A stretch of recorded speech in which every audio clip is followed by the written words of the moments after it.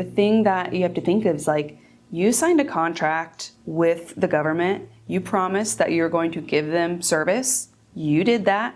They promised that they were going to take care of you if anything happened, if you got hurt, if anything happened in relation to your service. And so you held up your end of the promise. They should hold up theirs. That's what I always say. I know sometimes too, people are hesitant to file because maybe they're already service connected and they're concerned with their ratings. It's not usually right. Most of the time it's not actually legal according to the VA's own regulations of when they try to decrease ratings. But that's also a concern that I've heard, which makes sense.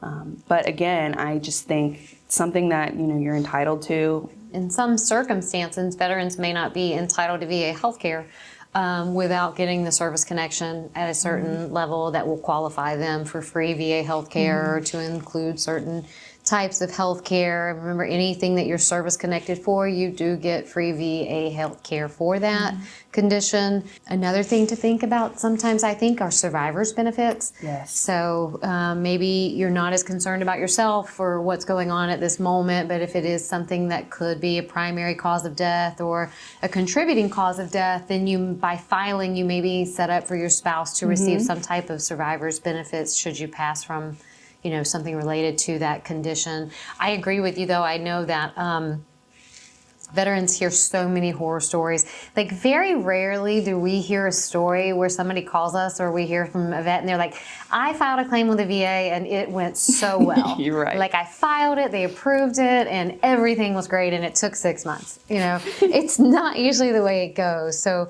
I don't think a lot of people don't hear the positive.